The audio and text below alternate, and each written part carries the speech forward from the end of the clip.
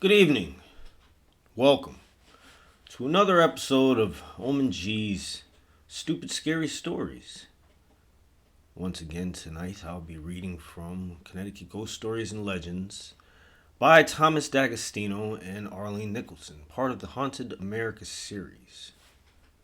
Tonight's story, The Yankee Pedlar Inn.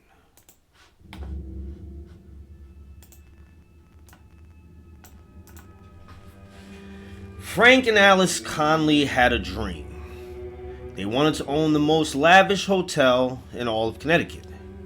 Mr. Conley had worked at the Gelston House in East Haddam and the Allen House in Torrington while saving to someday own their own establishment. In 1890, they purchased a 100 by 214 foot lot at the corner of Main Street and Maiden Lane in Torrington for $8,000 and began to build the most ornate and appointed hotel in the region. With white and black marble floors, wainscoting, carpeted floors, fireplaces, and appointments of meticulous design, their dream was realized on July 28, 1891, when the Conley Inn opened for business.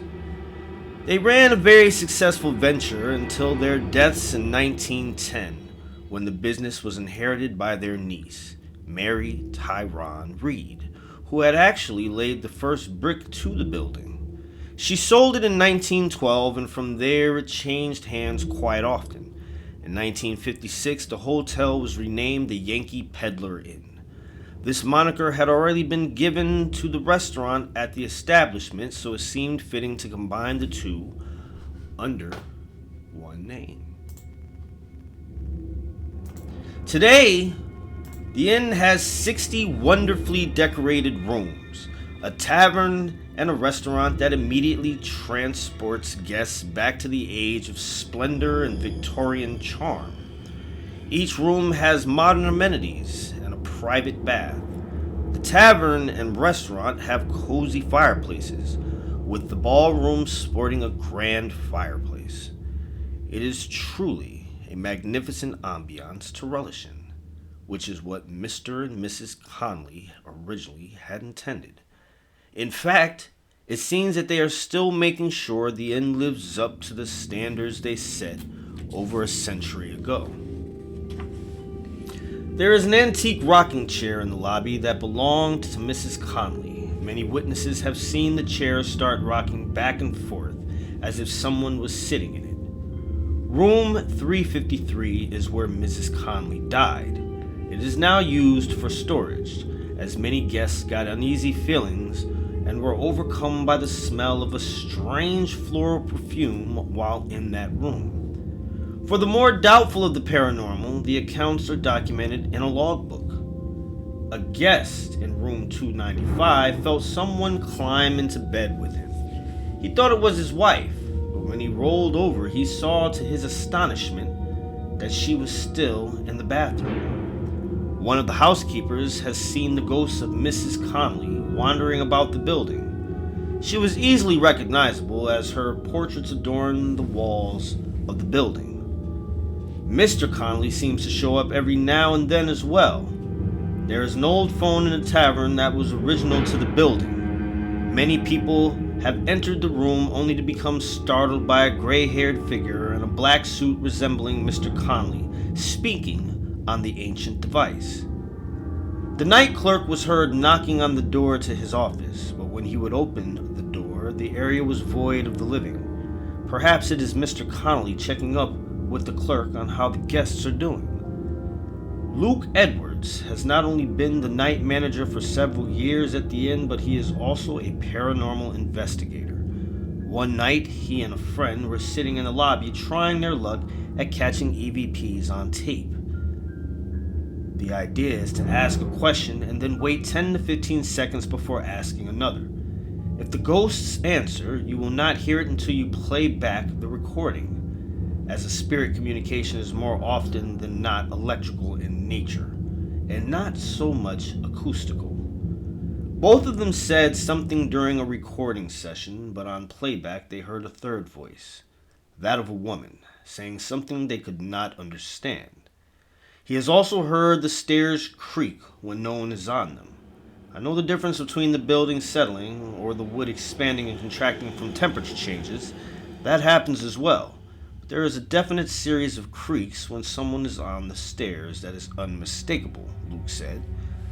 One night, he and a friend watched in amazement as a plate that rests on a shelf in the grove 10 feet above the floor flew up out of the groove and sailed outward about 4 feet onto the middle of the floor, landing perfectly and gently on the thin carpet.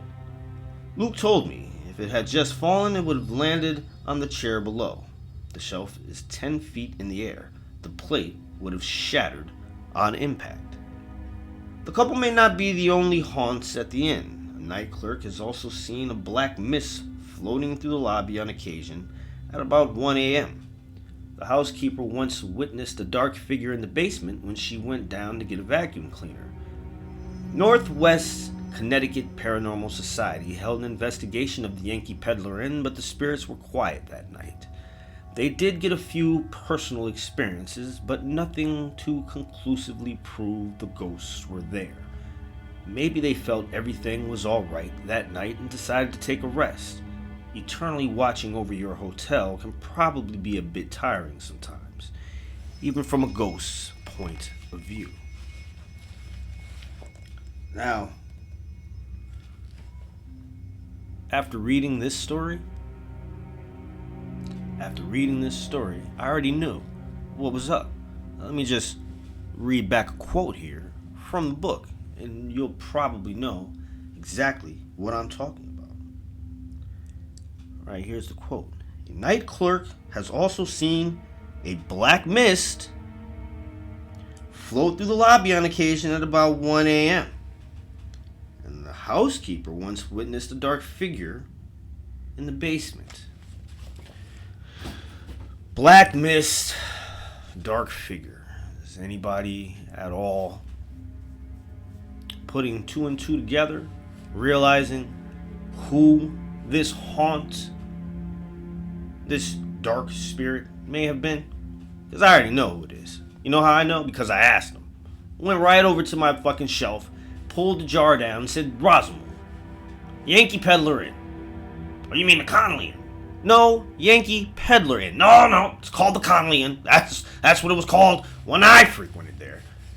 You frequented there? Nah, it's not what you think. It's not what you think. I didn't bother anybody. I didn't do anything fucked up shit. Make anybody fuck anybody's wife or vice versa. Anything like that. I just used to, do some straight up regular demon haunting shit, It was a lot of positive energy there, They built the place with love. They weren't crooks, murderers, or thieves or anything, so every brick they laid was a brick of good. So I really didn't have too much power to do a whole bunch of, demon shit, except for, doing that shadow being thing. You know what I'm saying? You'll be in the basement, walking around, and then you'll get that feeling that something's watching you from a corner somewhere. And, of course, I'd be in the corner just standing there, shadow being that I am, just staring at them, right?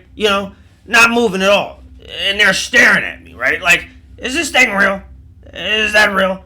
And just when they think that perhaps I'm not real, I'll move real quick. Move my head this way or pick up a hand or something. Just, some type of movement. So they realize, oh shit, that shadow is moving and it's not attached to anything else. Scared the fucking shit out of them. They go flying up the stairs, running around, screaming, there's a ghost in the basement. People would be like, yeah, it's a haunted fucking inn. Yeah, I kind of figured you probably had something to do with it, but I'm glad to know that you didn't have anything crazy to do with it. No, not this time. I just used to go there to, unwind after a hard day's demons work. It's just like going to have a beer, scaring the shit out of people every now and then, startling them and shit. It was fun. All right, cool. So, I plan on heading up there. And, you can come along with if you'd like. So that was the agreement that we made. So two of us decided, let's travel over to the Yankee Pedlar Inn. Rent a room. See what's to be seen. You know what I'm saying? So, we get there. It's like evening time. I'd say about 5 or 6 o'clock. I have my reservation. Because for whatever strange reason, this time of year, and I can't remember exactly what time of year it was, but it was kind of like fall time. Fall. Yeah, fall. It was fall. I don't remember the month. Just don't ask. So, it's kind of chilly at night and shit. I got my little jacket on. Bam. Go in. Lady's like, how are you doing today? I'm like, I'm fine. She's like, what's in the jar? He says, you don't need to know what's in the jar. So, well, we have our own food here. It was just, I was just curious. You didn't have to bring any food. It's part of the whole experience. Like, okay, thank you very much. It's nice to know that. It's my jar. Don't worry about what's in it. Where's my room?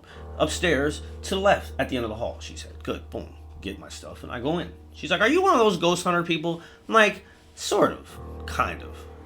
I heard one of your owners is a paranormal investigator themselves. Or one of your workers. I can't remember which one it is. It was in the book I read. Anyway, so I've heard some stuff about this place. Here to see the Conleys. If they're still around. Yeah, well, people say they see Miss Connolly, and there's the room that used to be hers, which we only use for storage. People say they smell a strong smell of perfume, floral perfume. Like the old-timey stuff that your grandma used to wear. Yeah, I'm aware. Let me try it with that room first, if you don't mind. Is that okay with you guys, if I, peek around in there? So she gets the keys, excuse me, goes upstairs. And it just so happens that the room that Miss Connolly died in is across the hall from my room. So it's perfect. I don't have to go very far if I have to run my ass off. I just run right into my room. But I'm not thinking I'm going to have to do any running because, they didn't say anything about spooky ghosts. And I know that the spooky ghost wasn't really a ghost. It was Roswell, right? So I'm not worried because I have him in a jar. So check this out. I go into the storage room and I'm doing my little EVP shit. Asking questions. Except sometimes I don't wait the whole 15 seconds that you're supposed to ask questions of. Sometimes I'll rapid fire a few of them. Hey, what are you doing? Why are you here? How'd you die? Blah, blah, blah. Quick, get that shit out the way so then we can get down to the meat and potatoes of this investigation. Asking questions like, well, what was it like to die? What's on the other side of death when you get there? Stupid shit like that, which I kind of know the answer to because if they're stuck here, then that would probably be what the other side of death for them is. It's probably not the same for everybody, you know what I mean? So, I can't take everything they say as being 100% totally true for everyone. But that's not the point. I was asking questions and, recording shit as I'm asking the questions. So when I go to play it back, I'm not hearing anything. And to be honest with you all, I didn't smell this smell of perfume. So I'm thinking, okay, well, this is a buzz. They just hype this shit up. Like most inns and hotels that are supposedly haunted do. Because other than that, what's the real reason to go to a hotel? Especially an old one, right? And they're charging you like modern day rates for old time shit. Nope, it's like I told y'all before. They keep it this way so that they can just sell you on the whole haunted thing, right? So disappointed as I am, I decide, well, I'm not going to just end it there. I'll do some type of little investigation shit in my room, right? Why not? So I'm up. It's about maybe 8-ish, 9-ish now. I've already eaten dinner and enjoyed my meal that they provided for us. It was lively. People were down there talking. I ran into a couple of other ghost hunters who were telling me tales of their haunts across the United States of America and some of the places that they visited and shit. And I'm sitting here listening to them, right? And they reminded me immediately of like some of those fake ass ghost hunter channels or shows you'll see on TV where like every single fucking episode, something happens. And the likelihood of that happening is slim to none. They have to be like the best ghost hunters in the fucking world. The best. Right? To constantly be seeing this shit. So this is how these two people sound. So I'm already getting bored with listening to these so-called fake stories that they have. You know what I'm saying?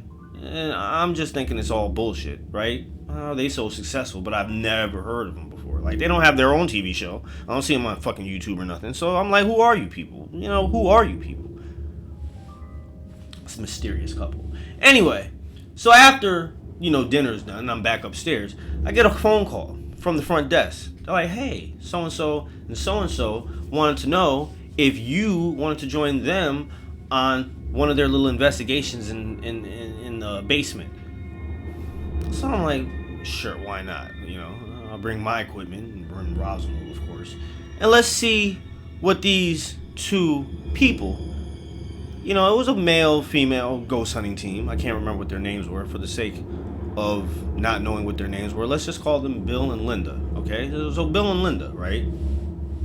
Meet them at the front desk. And they're kind of laughing. And I'm not sure what they're laughing at. I assume they were probably having a conversation of some sort before I got down there, obviously. It's not like they were just standing there in silence waiting for me to come down. That'd be kind of weird.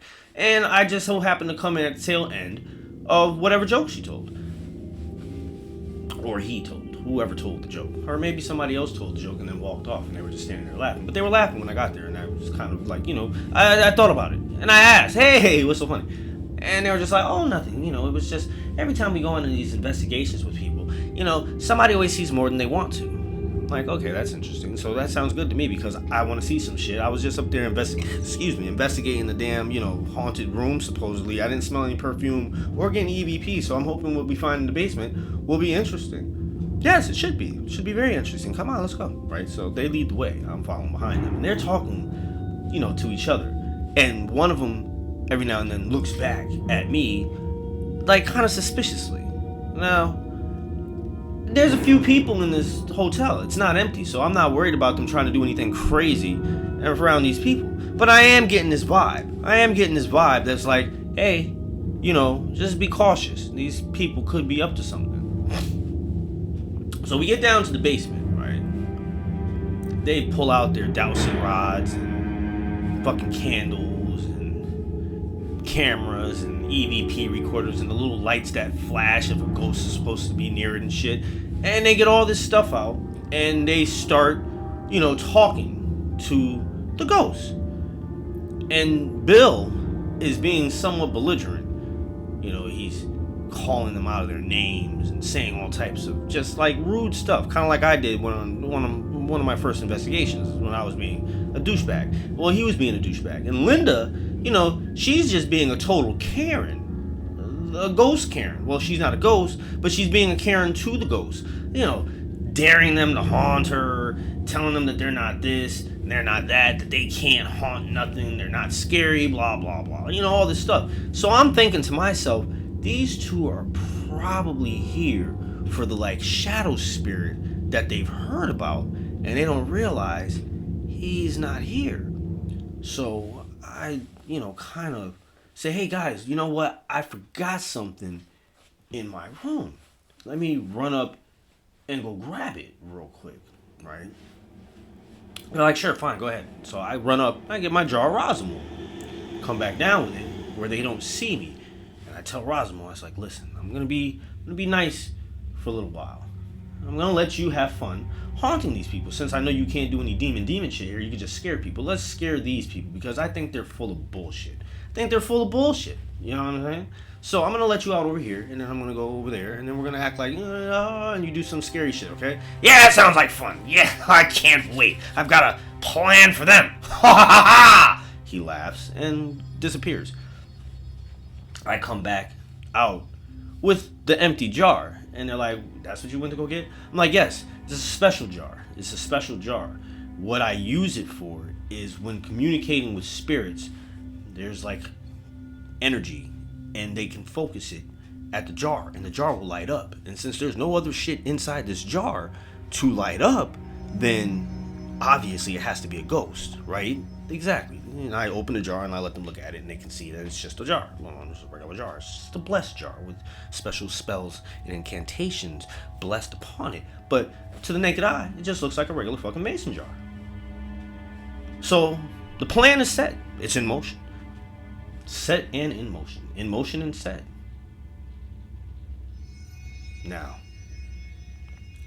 I have absolutely no idea what Rosimul is going to do. He said he can't do demon stuff, right? Just scare them and shit. I should have known not to listen to what a demon says. I should have known. But, pardon my ignorance. I'm sorry. Bill and Linda, I hope that you guys have gotten over the frightening things that happened to you that day. And if you didn't, I don't know what to say. I'm sorry about it. I thought it was funny. Anyway, right, so here's what's going on. We're sitting there, and, me being the joker I am, wanting to get these two so-called fucking phenomenal ghost hunters, pull their card. I say, if there are any spirits within this basement, make this jar light up. Now, they're both looking at me very skeptically because they're like, they've never heard of this instrument or this technique of ghost communication, of a jar set alight. Yeah, right, is what they were thinking, right? And they're looking at my jar, and she looks over towards Bill and says something under her breath, like fake or hack or some shit like that. You know what I'm saying? Little does she know. Little does she fucking know. I'm no fake or a hack. I've seen tons of ghosts, communicated with them, set them free, had fun making jokes, and even left some to suffer in their hell that they were in. But that's not the point. The point is, I'm the real deal. I'm the real deal. And they're fake, and I know they're fake. I'm going to prove it right now, right? So I have my recorder on. Of course, the cameras are running, right? After I ask the light to shine in the jar, the light starts to shine in the jar. So I'm like, Rosmul's on point. I like this dude today, right now. He's doing some funny stuff. This is going to be hilarious. So they all, like, flabbergasted. Right? Like, they've never seen anything supernatural before. I'm like, you guys are awfully surprised. We are. We've never seen a jar light up before. It's like, but you guys have seen plenty of ghosts. Like, according to the stories you told me, you've seen ghosts all over the motherfucking place. Like, everywhere you go, you see ghosts. Ghosts. It's just like you're fucking regular ghost magnets. So why are you surprised? It's just maybe your energy has drawn them to this jar, but that's not the point. Let's move on with this. Let's communicate. Communicate. So Bill, being Bill, which is a douche bag to ghosts, he is, starts, saying all types of mean things. Oh, that's all you can do. Oh, light up a jar. Oh, big deal. Oh, why don't you push me or something? Physically move me from this spot here. Right. So I'm thinking to myself, Rosamund's not going to do anything drastic, right? Be kind of fucked up if he did something drastic. But he does do something drastic. I see Bill stiffen up. Like he's in excruciating pain. Because he was in excruciating pain. Rosmul had somehow affected the nerves in his spine. It was like make his muscles all along his back contract into a tight spasm. He just stiffened. Oh God. Right? Then Rosmul pushes him while he's all stiff like that. So you just see this stiff dude stiffly fly through the air and then smack into some stuff in the basement. Linda freaks out. Oh my God, Bill! Runs over to him, right? And as she's running over to him, Rosmul must have like grabbed her by the back of her hair, because you just see like her body keep going forward, but then her head go back and then her legs come out from under her and then she's flat back on the ground. I try to, refrain from laughing because I'm like, if I laugh, they might think I have something to do with this. But then this is supernatural shit, so how would they think that I have something to do with it? So I started laughing anyway. I couldn't help it. You alright? Linda, Bill, you guys okay? No, we're not okay. Shit, the fuck was that? I don't fucking know. Why isn't it bothering you? I'm not down here cussing out ghosts. You guys are. Shit, you should think about the things that you say before you say them. You said lighting up a jar and acting like that's nothing, right? So then, before I get any more words out of my mouth, Rosmul manifests himself as one of those shadow things in the corner.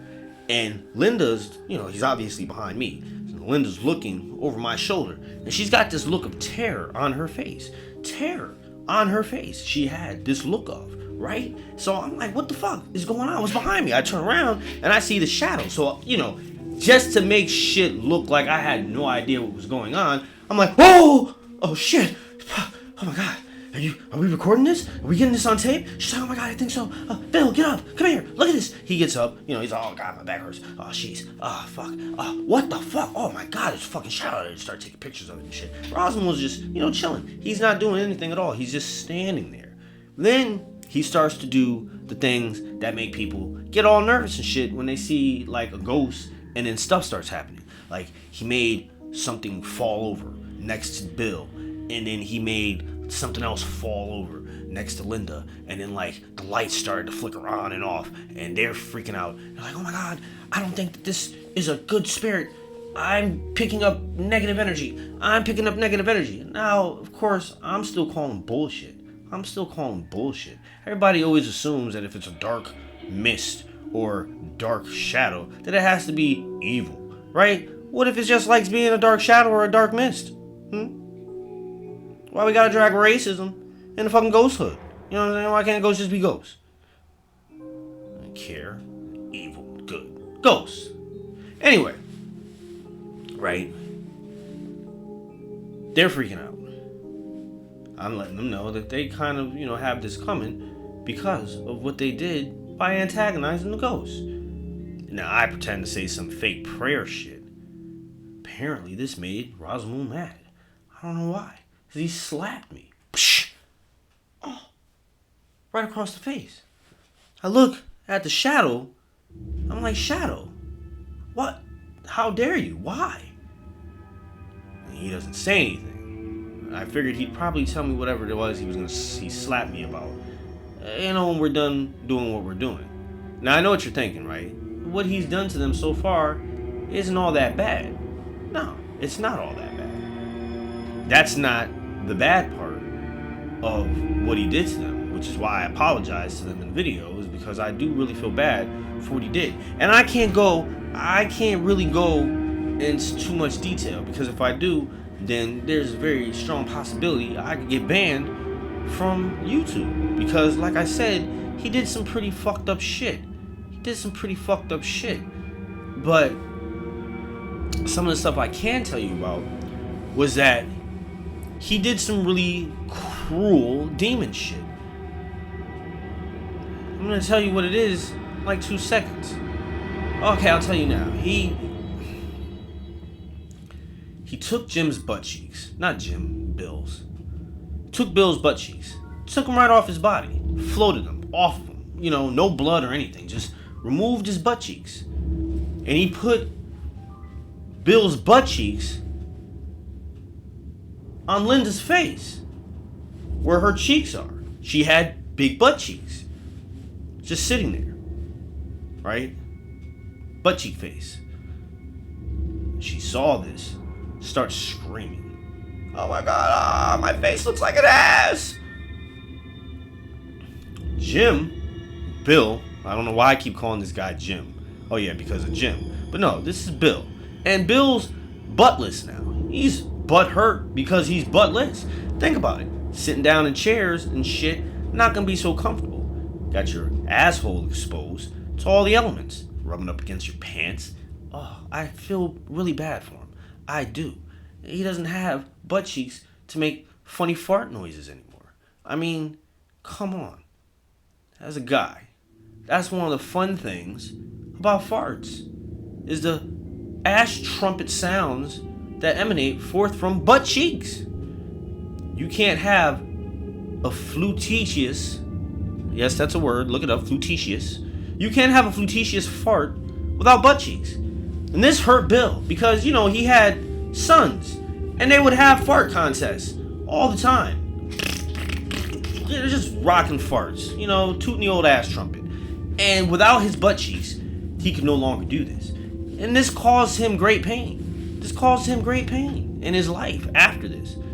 And then, Linda, she used to do, like, catalog modeling. You know what I'm saying? Like, for makeup and shit like that. Because she had a cute face. But now, she has butt cheeks on her face. You know what I'm saying? And what makes it worse is, like, in the summertime, she gets swamp ass face.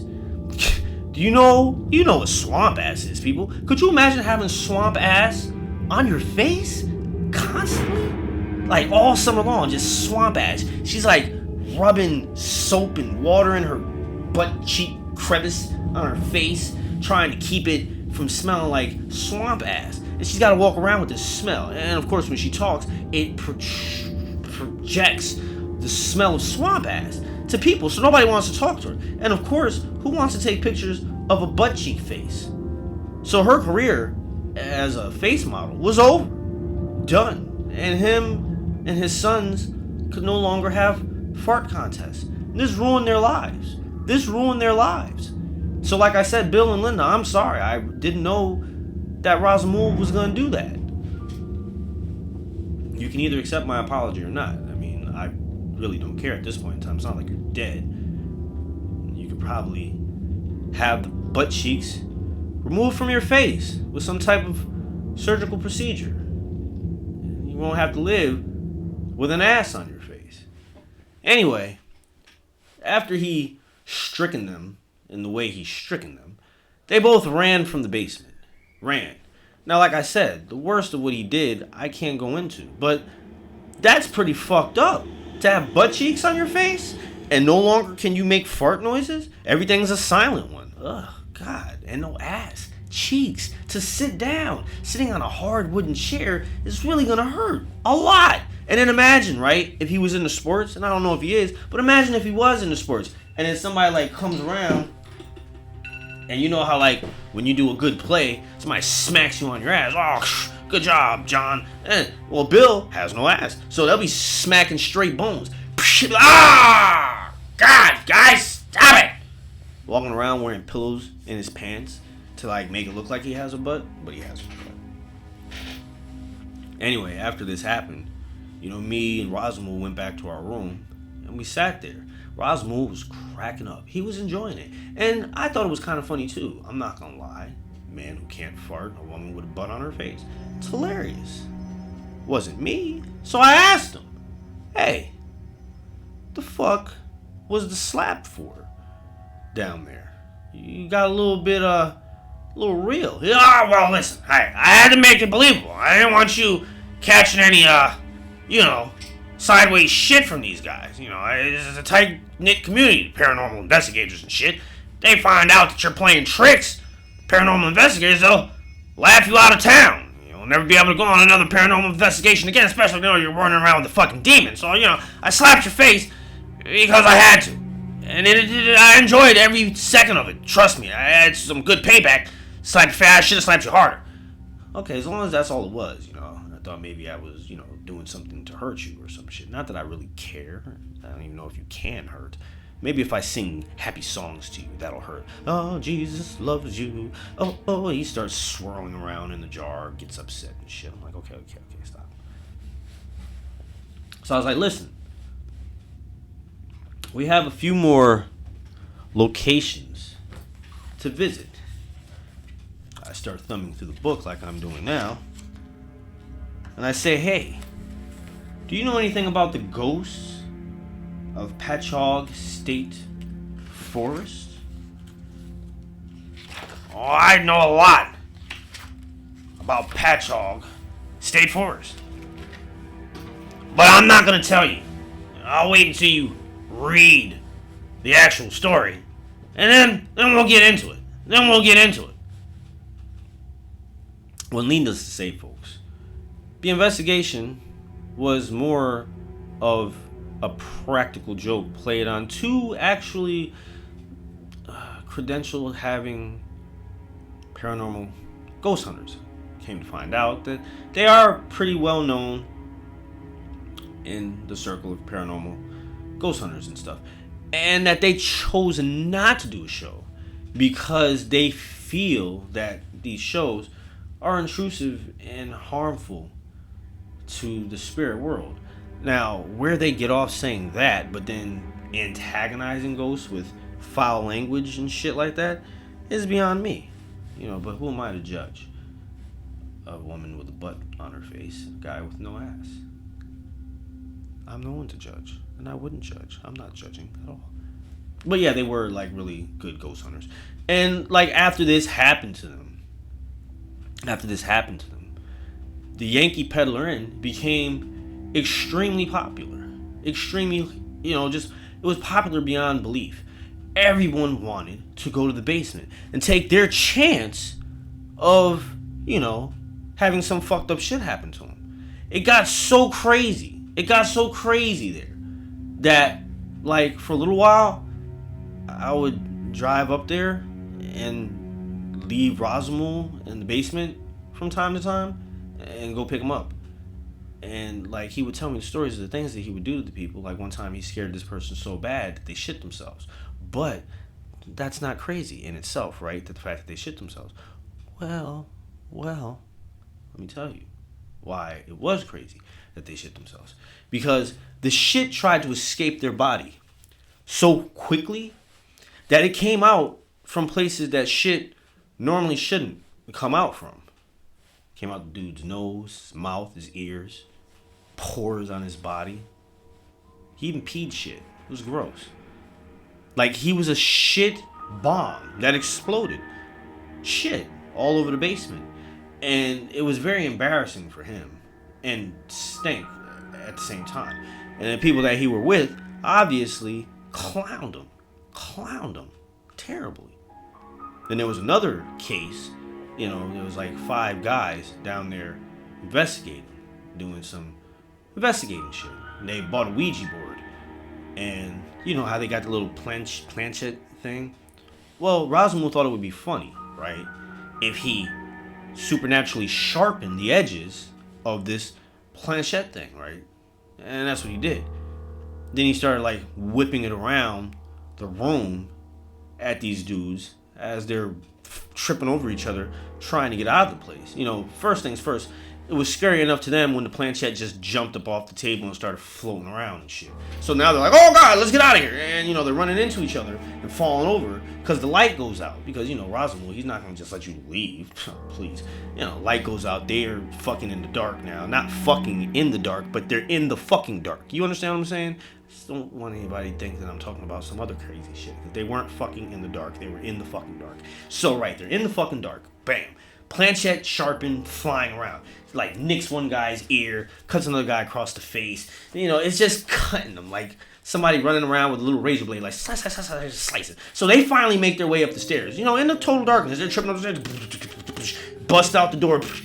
Oh, God! Ah, they're all bloody and shit, screaming and yelling. People are looking at them like they're fucking crazy. But then they realize, we're in the Yankee Pedlar Inn. People come up here for this shit. Every other week, some jackasses are coming out of this fucking basement running from terrible things that they see in the basement. But then, Rosimul would always do some shit like, it's next group of people that comes down, he won't do anything at all. And then they'll be like, oh, this is fucking garbage. This is some bullshit. Where's the goddamn ghost? Those guys came up here sliced up. They probably sliced themselves up and then just came running up there talking shit. Now, see, when he gets those kind of people, Rosimul kind of gets mad because it's like, oh, you doubting me, motherfucker? What the fuck is you thinking, bitch?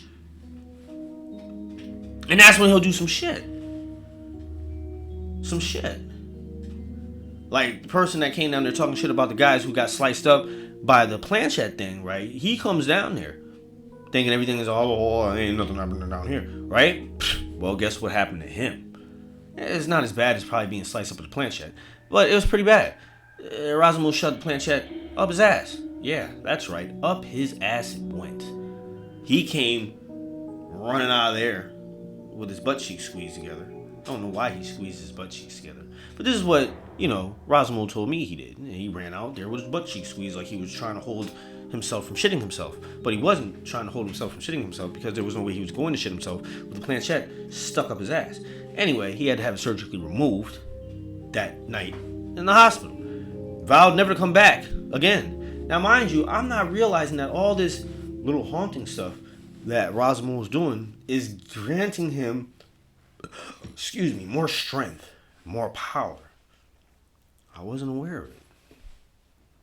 And I hadn't increased the strength or power of the binding spell that I was using. So, after a few weeks of doing this, I noticed that Rosimul was getting a little bit lippy when it was time to get back in the fucking jar. You know what I'm saying? He's like, oh, I'm not getting in the jar. Not right now, anyway. I'm like, no, you are getting in the jar right now, anyway. The fuck do you think you're talking to, Razamul? God damn. I thought we had a fucking agreement. You do what I say. I let you do some shit from time to time. Now get in the fucking jar. I'm not getting in the fucking jar. Get in the fucking jar.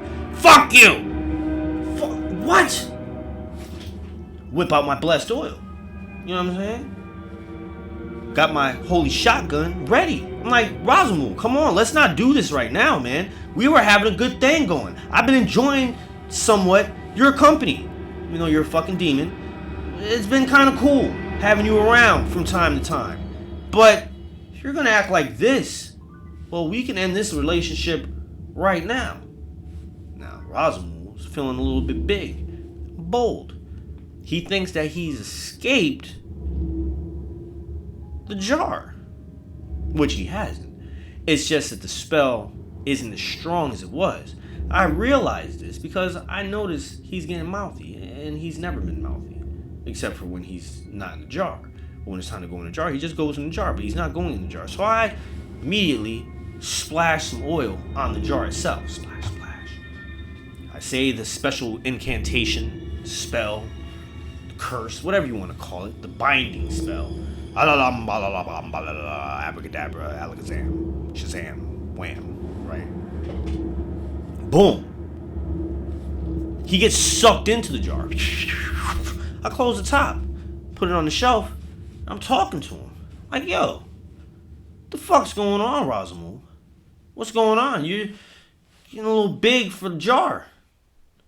Like, yeah, I'm getting a little big for the fucking jar. Number one, how about this? How about you get something bigger? Like a big bottle or something. I've seen some wine bottles in your basement. You know, those old school big wine bottles? Put me in one of those. That actually looks kind of cool. And it's tinted. So I could have a little fucking privacy and do my demon shit in the damn nice bottle that you provide me with. And plus you could use a cork. You don't have to screw a top on and shit. You just cork it, uncork it. Real quick motion, not twist. Not to worry about carpal tunnel in your fucking wrist. Don't act like you give two fucks about whether or not I get carpal tunnel. You'd be happy if I got cancer in my asshole and rotted from the inside out. Yeah, I would be happy if that happened. That'd be fucking hilarious. I'd watch you and watch you suffer. Shit. Right in this jar or nice bottle that you're probably gonna give me, right? I don't like the fact that you disobeyed my command for you to get back in the jar. I shouldn't have to say spells and shit all the goddamn time to keep you in line. I thought we had come to an agreement. Don't make me regret my decision, man. I'll kill you. Destroy you, smite you, whatever it is that you do to demons. I'll do it to you, and then you'll cease to exist. Alright. Just getting a little ahead of myself. Shit.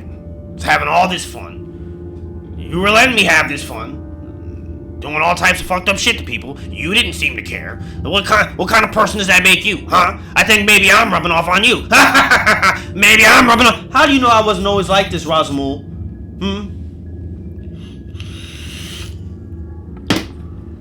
I kicked Satan in the Satan balls. Alright? And lived. I've been to the 7th and a half dimension of hell. And I walked the streets to speak about it. I've been to the Devil's Hop Yard and hopped on off. Don't get brolic with me again, Razamul, or I swear. No warnings. You're catching buckshot from the holy shotgun, splashing you with oil, and then I'm going to destroy the jar, and you will be destroyed with it. Simple as that. And fine, you can have the wine bottle that's in the basement with the green tint. It's like 5 gallons. Will that suffice? That's all I'm saying. Hey, that'll be perfect. You won't have any more problems on me. So yeah, I give Razamul his new living accommodations. He's happy as a pig and shit. Or, you know, I think that's probably an unfair saying. Why would a pig be happy and shit? I bet you they'd be much happier in some water. So I'm going to say happy as a pig in a pool. because pools have water, and I'm sure if a pig had a choice on whether or not they wanted to cool down in this nice pool or roll around in mud and feces, well, I'm quite sure they would pick the pool, right? Yeah, I think so too. So anyway, after giving him his new living accommodations, a few weeks went by and everything was fine. Every now and then, for my own pleasure and amusement and entertainment, I would travel up to Yankee Pedlar Inn, let Rosmo loose. He'd do some stuff and we'd leave. And of course, I'd be there to catch it all on tape. Oh man, I had a little show for a little while. It was just a 2-week miniseries of the haunts of Yankee Pedlar Inn. Obviously, I was just taping me and Rosmo having fun at the expense of ghost hunters, some of which quit the whole field of ghost hunting. Said, we will do this no more. It's too serious.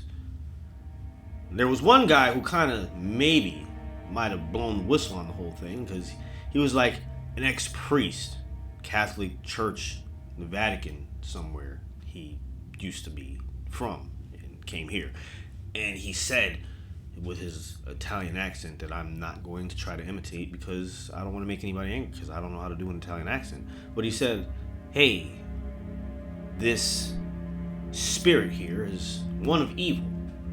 Either he has recently become a demon or he is a demon. I was like, wow, you figured all that out? How?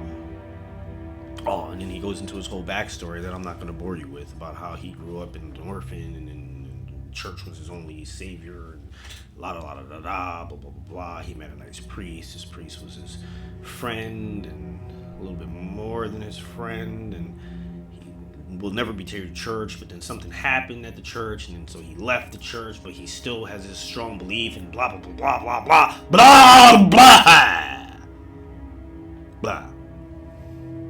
Boring. That's why I didn't want to tell you guys, because it was fucking boring.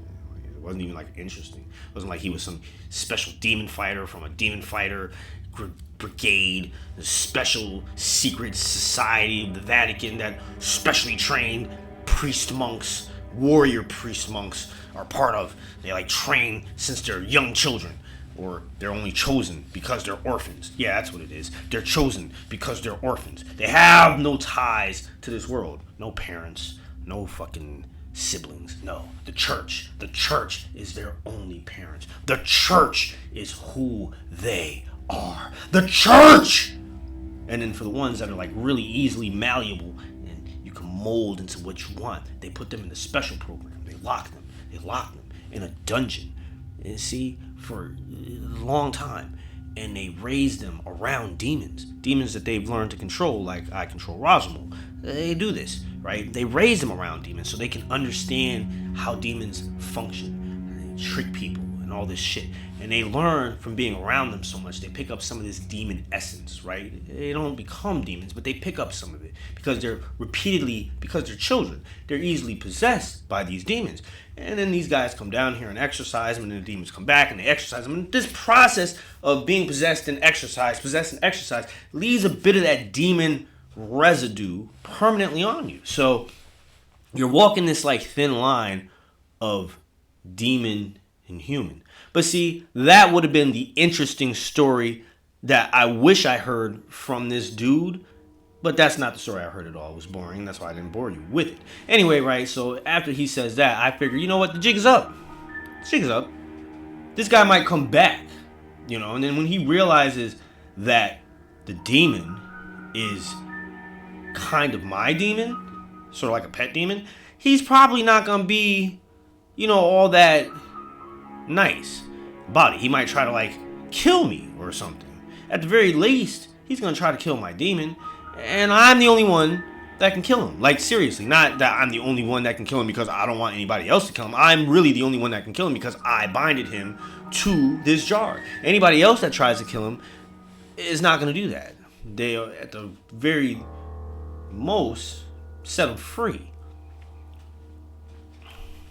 But they can't kill him. Only I can do that because I have to say special words when I shatter the jar, and then that jar becomes him, and it's a whole crazy magical paranormal supernatural process that I don't really want to go into explaining right now, because then you're going to ask me for the science of it, and I'm going to tell you there is no science to it. It's supernatural paranormal stuff. There's no science behind it. It's just outlandish. As outlandish as you could think that it could be is what it is when it comes to paranormal and supernatural shit. It's outlandish, unimaginable, but highly imaginable, right? Like, think about it. In the wildest dreams that you may have of ghosts and things, they're true, okay? There really is something knocking at your door. There's a ghost under your bed right now. Look up under there. See him? He's just waiting for you to step down so he can grab you by your wrist. Not your wrist, your ankle. And you'll be like, oh! You'll look under the bed and there won't be anything there. But if you look right now, like I'm telling you to look, he won't expect you to look. So go ahead, go, look. I'll wait. Seen him? Right? Okay. Now, that's just one of the ghosts that you know is there. Now, there's the ones that like to peek around doors and shit. So go to your basement. Go ahead. I'll wait. Well, then I won't know. I gotta tell you what you have to do first. Go down to your basement and turn the lights on first, right? When you get down there. Boom. And then turn them off. And then you'll see like a shape appear in your basement that shouldn't be there, because it's going to be in an area where there's nothing that should be there, right? And you'll turn the light back on and it won't be there. And you'll turn the light off and it'll be there. You'll turn the light back on and it won't be there. But then you'll turn the light off and it won't be there. Or it will be there. But it'll be closer than it was when you turned the light on the last time. And if you keep doing this on, off, on, off, on, off, on, off, on, off, on, off shit, right? Eventually you'll turn the light off and it'll be, right in your face, right in your face! And it'll snatch your soul. Or maybe it won't. Maybe it'll just scare the shit out of you. Oh yeah, and that sound you hear in your attic, it's not squirrels or chipmunks, raccoons, birds. Nope. It's another ghost. Attic ghosts. They're a special class of ghosts. You know, they're noisy because they can be. And they know that they're going to disturb somebody else because they're in the fucking attic. Top room of the house. So they know everything beneath them is going to hear this. They're doing like fucking river dance in the goddamn attic.